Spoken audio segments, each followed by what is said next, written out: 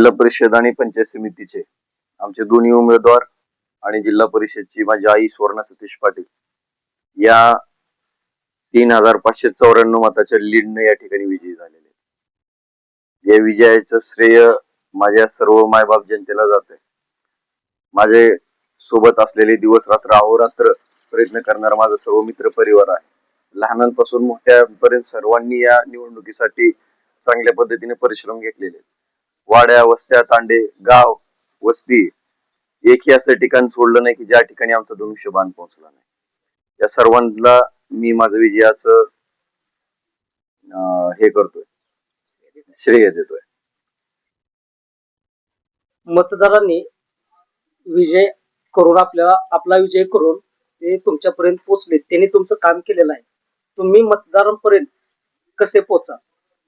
आता जिल्हा परिषदच्या ज्या विविध योजना आहेत, माझा जाहीरनामा जो मी दिला होता, माझा वचननामा जो दिला होता, मी माझ्या भाषणामध्ये ज्या गोष्टी मांडलेल्या त्या सर्व गोष्टी मी या आपल्या 5 वर्षाच्या काळामध्ये मी प्रत्येक शब्द पाळणार आहे।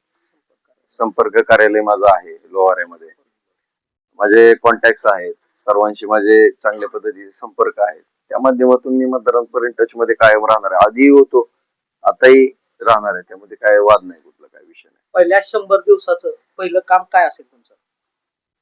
पहिलं तर मूळ म्हणजे ज्या ठिकाणी रस्त्याच्या मूळ अडचणी आहेत त्या आहेत, शेतरस्ते आहेत, अतिक्रमण मुक्त शेतरस्ते करायचे, लाईटचा प्रश्न सोडवायचा आहे, असंख्य काम आहे, सगळेच प्रायोरिटीनं बघायचे। मतदारांना तुम्ही काय सांगू इच्छिता? त्यांनी जो माझ्यावरती विश्वास दाखवलेला आहे, ज्या जबाबदारीसाठी मला त्यांनी एक नेतृत्व चांगलं म्हणून मला संधी दिलेली आहे, त्याच्यामुळं मी या सर्व मतदारांचे मनपूर्वक आभार मानतो।